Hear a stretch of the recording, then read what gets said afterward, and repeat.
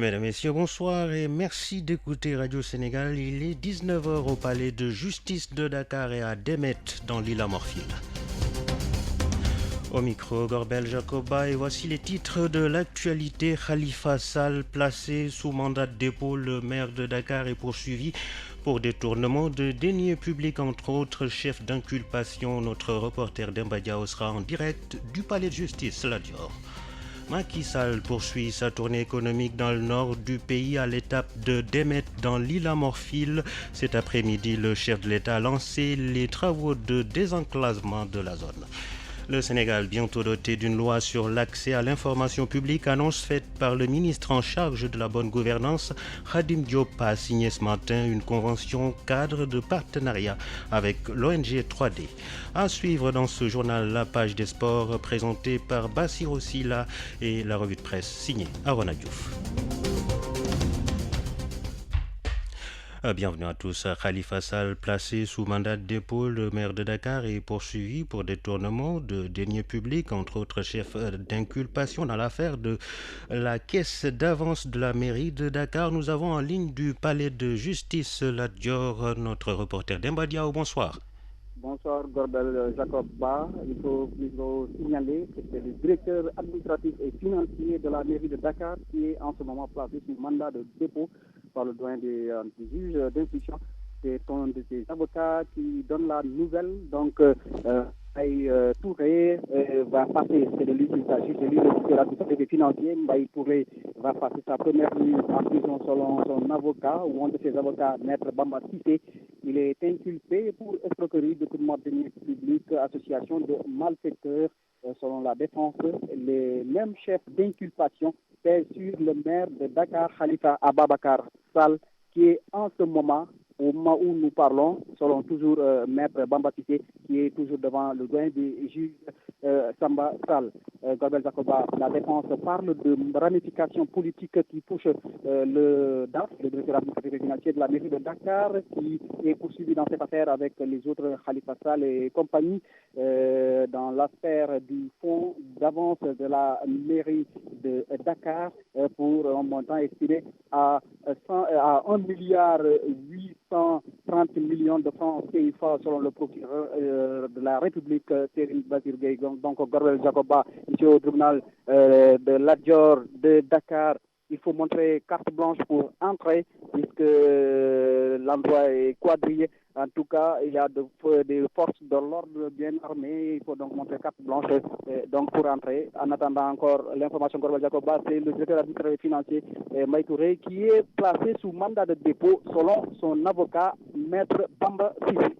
Voilà, merci Dembadia en direct du palais de justice La Dior avec cette précision. Finalement, ce n'est pas Khalifa Sall qui a été placé sous mandat de dépôt, mais Mbaye Touré, le DAF de la mairie de Dakar.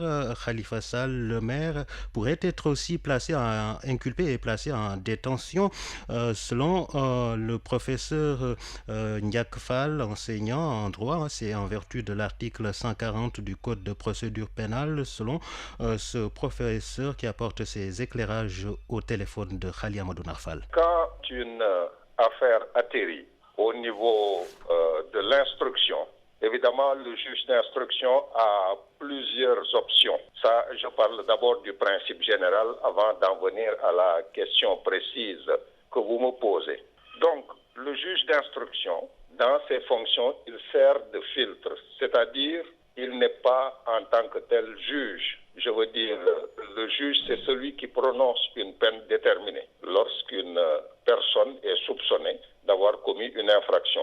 Le rôle du juge d'instruction, c'est de servir de tampon entre ce qu'on appelle la poursuite qui est initiée par le parquet, en l'occurrence le procureur de la République, et le juge de jugement qui doit prononcer la peine. Donc son rôle, à lui le juge d'instruction, il instruit à charge et à décharge. Donc il va retenir les éléments qui enfoncent la personne qui est présentée devant lui. Il prend également en considération les éléments qui sont en faveur de la personne qui lui est présentée. C'est-à-dire, s'il y a des éléments qui disculpent la personne qui lui est présentée, il en tient compte.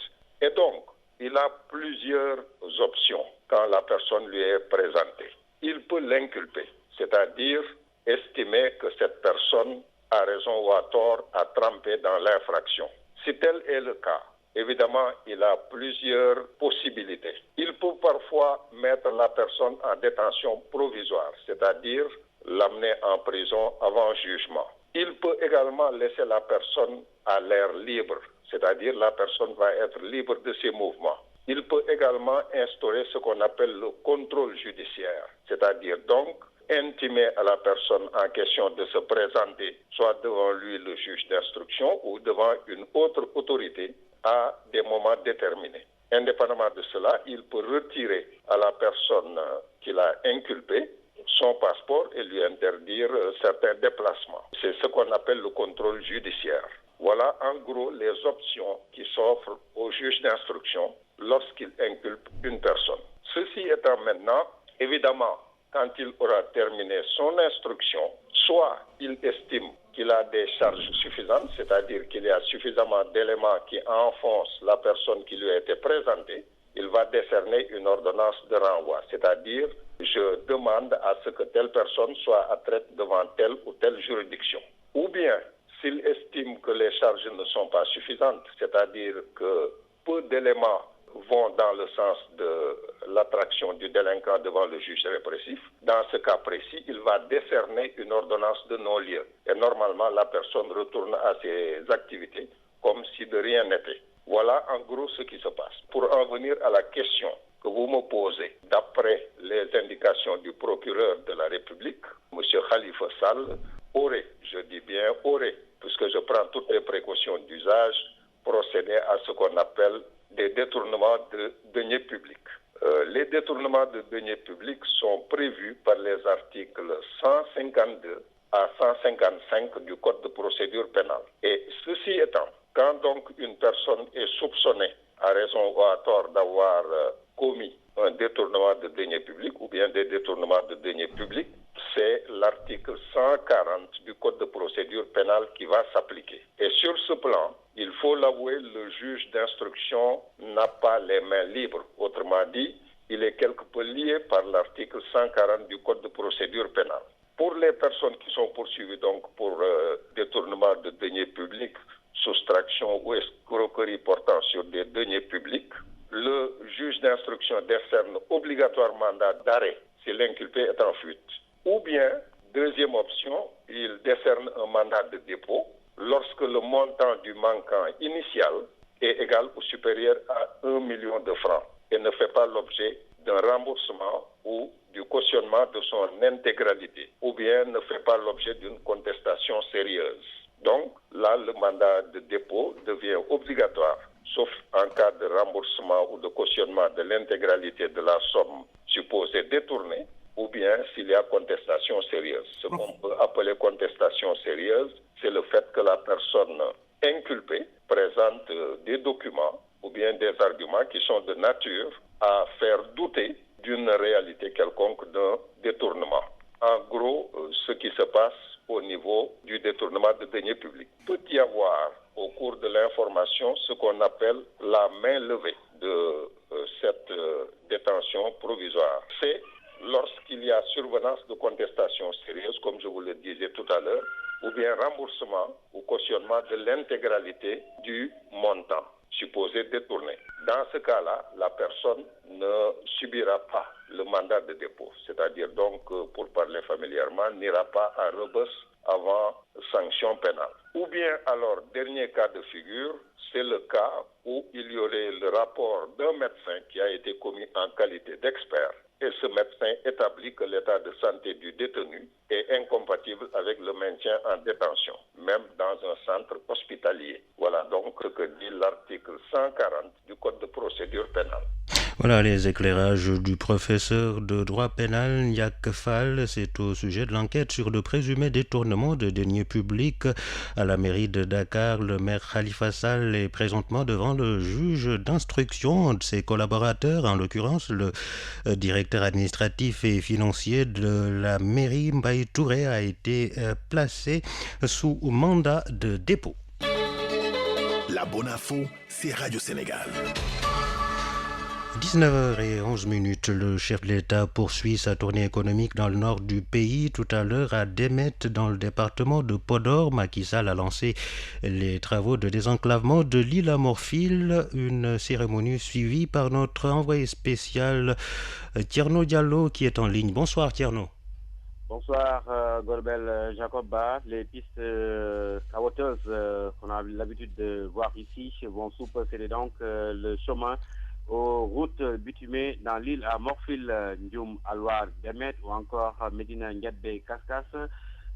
Ces routes donc seront bitumées dans le cadre de ce programme. De plus, 234 km et demi de pistes seront réalisées afin de sortir les populations de leur torpeur.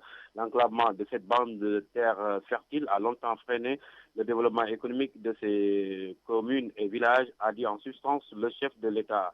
237 milliards de francs CFA ont donc été mobilisés avec le soutien de la Banque africaine de développement pour faciliter le déplacement des populations. A ajouté que la route Ndioum-Wurosogi-Bakel sera aussi réhabilitée. Le chef de l'État qui a également mis en service la dorsale donc Paté-Gallo-Kaskas, près de 52 villages qui bénéficient aujourd'hui de l'électricité. Pour Macky Sall, l'option de l'État est claire, arriver à un taux d'électrification de 60% en 2017. Autre composante de ce projet, il s'agit de la mise en place de 10 plateformes multifonctionnelles de troisième génération d'appui aux femmes et la réhabilitation d'infrastructures socio-économiques. Le représentant de la Banque africaine de développement qui a pris la parole pour sa part, donc a félicité le Sénégal pour son engagement pour le devenir économique de sa nation. Auparavant, le maire de la commune de Demet s'est dit honoré de recevoir le chef de l'État ici à Demet, au cœur de l'île à Morphil. Demet, les villes et villages environnants qui ont donc réservé un accueil exceptionnel au chef de l'État, malgré donc la rigueur du climat, la poussière et la canicule. Ces populations donc sont sorties nombreuses depuis le petit matin pour réserver un accueil exceptionnel au chef de l'État. Macky Sall qui est attendu demain mercredi dans la région de Matam. Il sera notamment à Sarayou pour l'inauguration d'un forage, de même que le projet d'électrification de ce village. Autre point fort de la visite de demain, la visite de l'usine de transformation de riz située à Boki, Diawé. C'était donc Tierno Diallo, André Noël Tchandoum, Madike Fall, Kader Diaw, au cœur de l'île à Morphil pour Radio Sénégal. Voilà, merci Tierno Diallo en direct de l'île à Morphil. Vous l'avez dit, le président Macky Sall est attendu demain à Matam.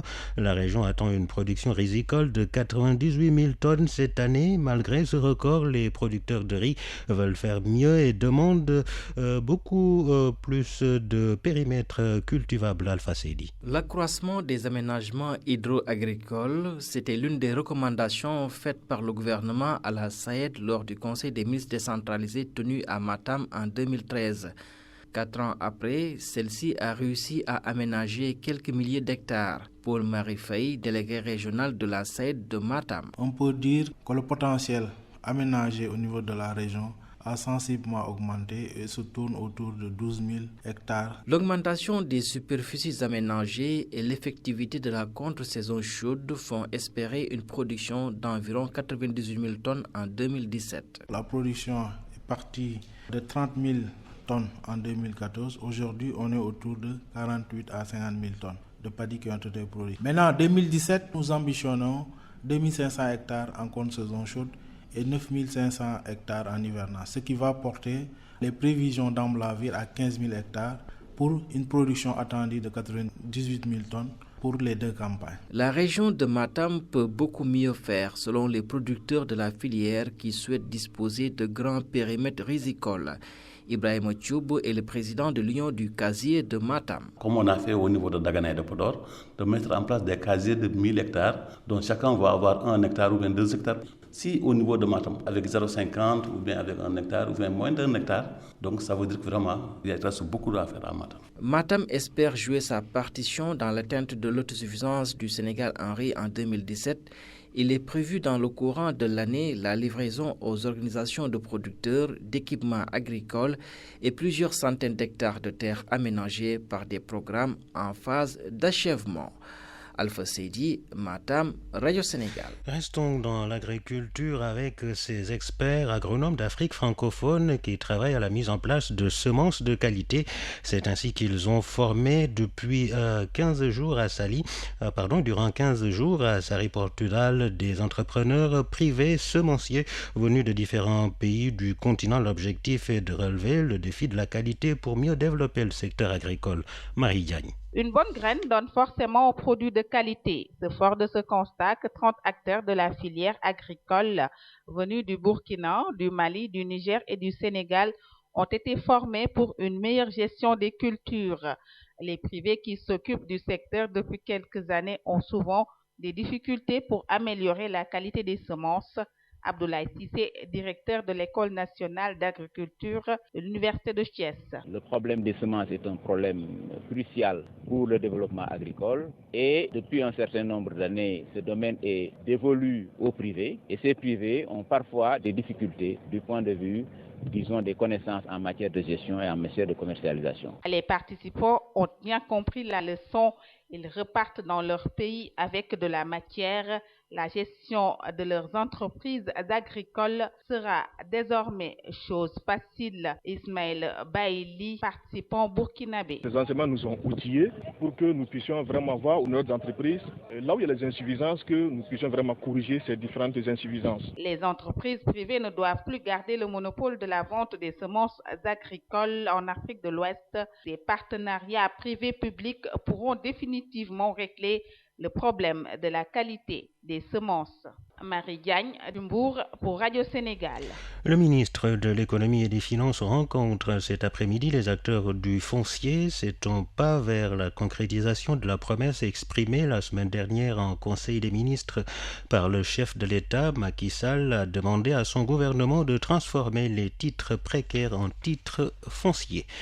Le Sénégal va se doter d'une loi sur l'accès à l'information publique courant 2017. Selon le ministre en charge de la bonne gouvernance, le futur texte devrait renforcer le contrôle citoyen de l'action publique. C'est dans ce cadre que Khadim Diop a signé ce matin une convention cadre avec l'ONG 3D, démocratie, droits humains, développement. Le ministre Khadim Diop au micro de Demba Malik Mbodj. Nous avons démarré le travail pour l'élaboration de cette loi, un travail inclusif. Nous avions initié un comité de pilotage qui s'est réuni depuis plusieurs et nous sommes arrivés à une phase critique projet.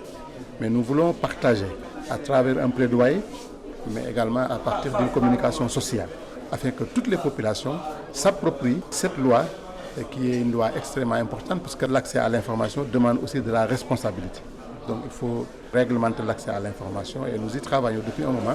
C'est le lieu de saluer l'ONG 3D qui est venu se joindre à nous, mais c'est l'initiative du ministère qui travaille depuis toujours et il y a d'autres partenaires également qui travaillent. Et effectivement, de manière définitive, à partir de cette année, je pense que nous parviendrons à avoir une loi. Cette année? Je pense. Mon objectif, c'est de finaliser la loi, mais il reste d'autres processus. Tout projet doit être passé en comité technique. Il faudrait que toutes les institutions de la République qui doivent s'y prononcer s'y prononcent. Il faut que le gouvernement ait son mot à dire. Il faut que maintenant, en dernier ressort, M. le Président de la République ait son mot à dire et que maintenant le Conseil des ministres travaille pour adopter la loi et qu'il ira à l'Assemblée nationale. Mais nous, ce qui nous concerne, en tout cas, l'avant-projet bientôt sera disponible et après le plaidoyer et la communication sociale que nous entendons faire, nous soumettrons au gouvernement le projet. Le ministre en charge de la bonne gouvernance qui a signé ce matin une convention cadre de partenariat avec l'ONG 3D, démocratie, droits humains, développement, Khadim Gueye, qui a également annoncé qu'une nouvelle loi sera bientôt votée au Sénégal sur l'accès à l'information publique. Ce sera au courant de cette année. Le ministre de la Culture et de la Communication a présenté les trophées sénégalais au FESPACO 2017 à la communauté cinématographique et culturelle du pays. Une cérémonie tenue cet après-midi à la Maison de la Culture d'Outasek en présence de Alain Gomis, vainqueur de l'étalon d'or du Yenenga et tous les autres cinéastes et réalisateurs primés au Festival panafricain du cinéma de Ouagadougou.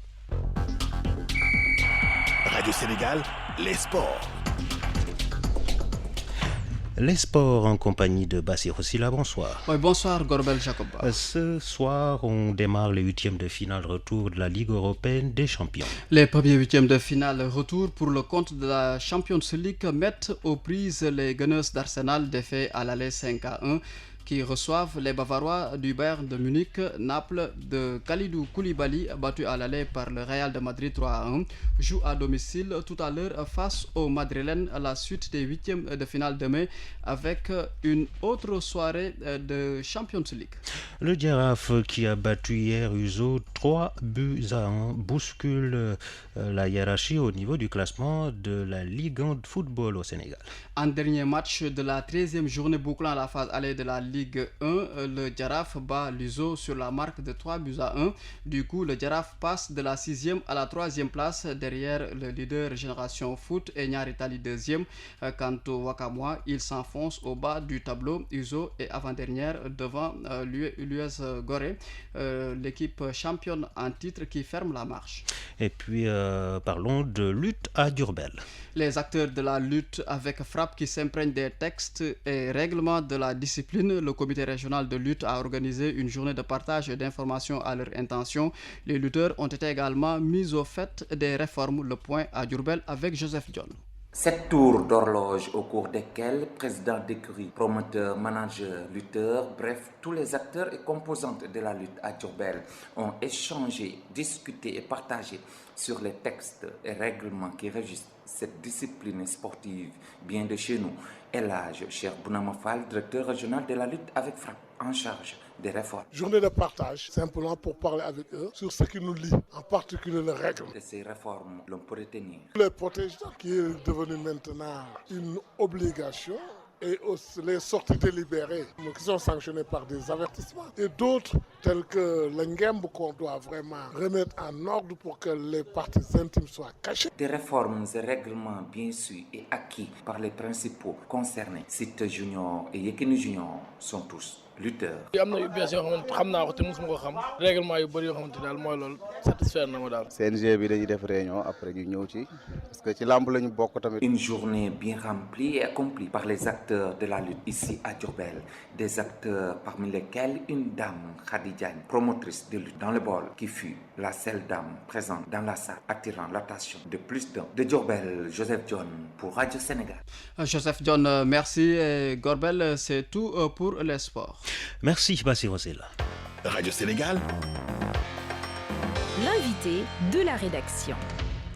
Il s'agit du gouverneur de la région de Saint-Louis qui juge satisfaisant le niveau d'exécution des 111 mesures arrêtées par le Conseil des ministres décentralisé tenu à Matam. Il s'agit bien sûr du gouverneur de Matam en 2013. Omar Mamadou Baldé revient d'abord sur les retombées de la visite du chef de l'État dans la région. Il s'entretient avec Alpha Seydi. Monsieur le gouverneur, le chef de l'État est attendu ce mercredi et jeudi dans la région de Matam pour une tournée économique. Qu'est-ce que les populations peuvent espérer de cette visite du président de la République? Oui, les populations de la région de Matam peuvent beaucoup espérer de cette visite de son Excellence, le président de la République.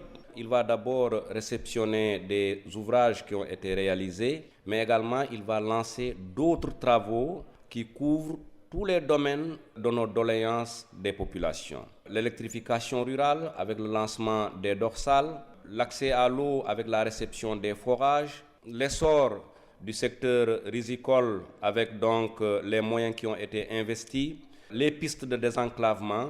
Je crois qu'essentiellement, ces 4 volets constituent les fondements des doléances des populations que nous recevons quotidiennement.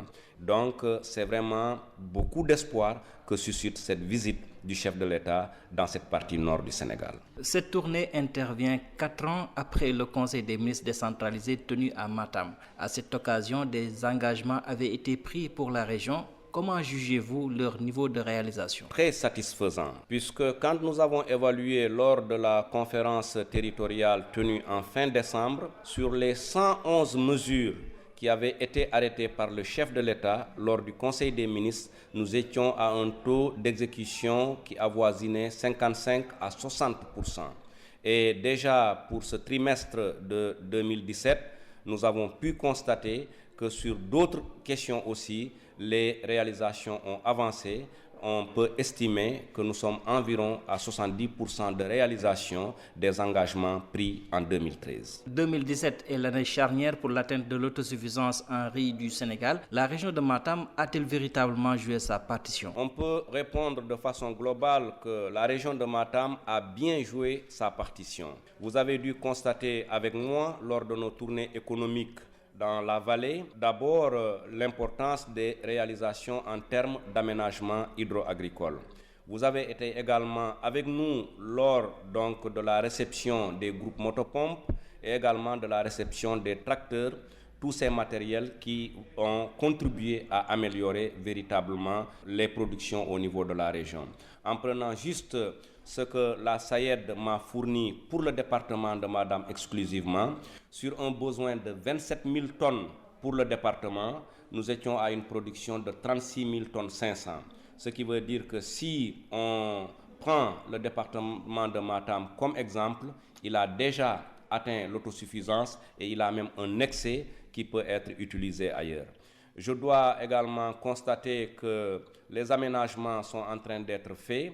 Et là, quand même, un peu la demande des producteurs, c'était de voir comment la SAED et les pouvoirs publics pouvaient nous aider à améliorer le volume de terres aménagées.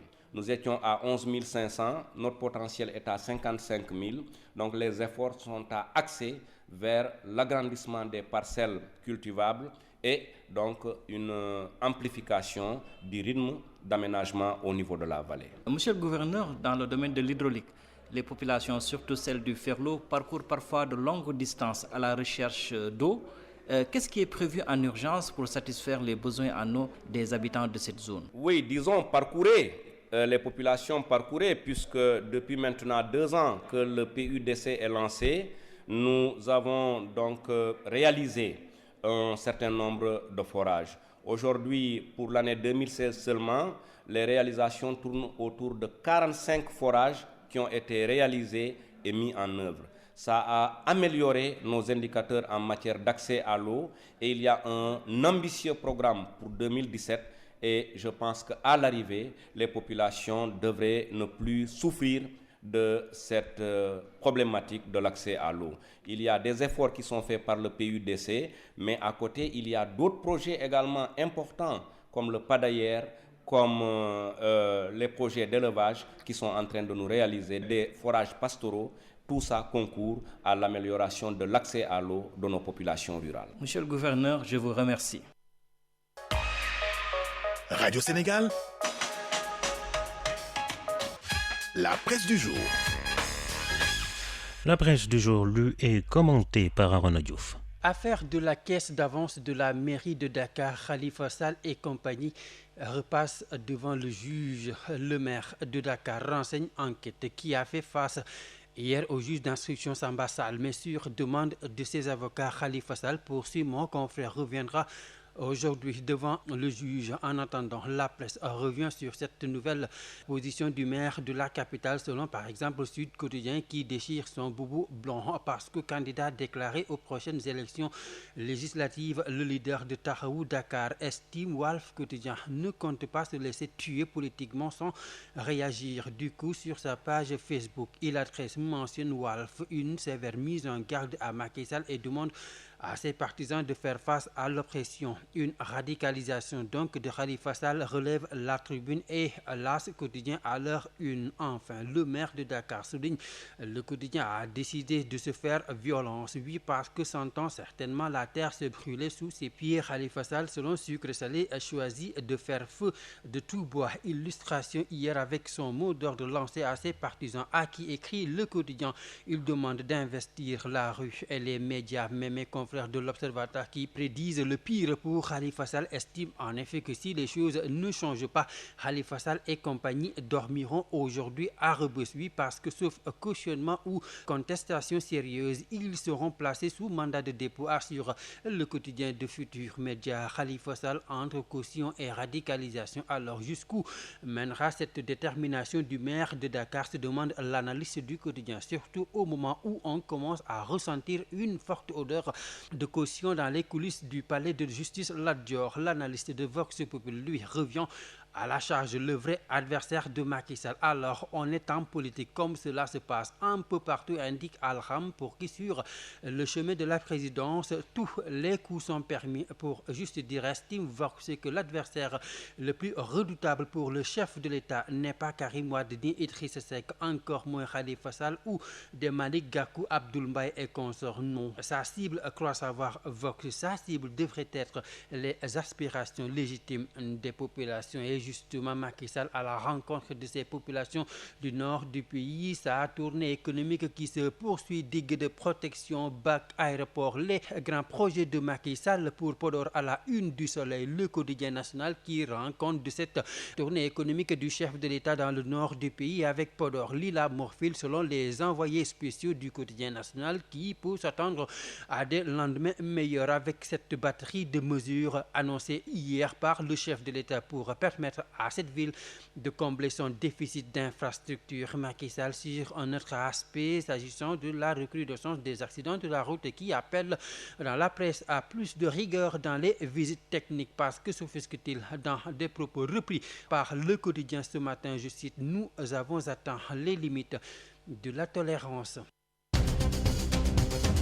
Merci à Ronald Diouf pour cette revue de presse qui met fin à cette édition. Rappelons juste cette information.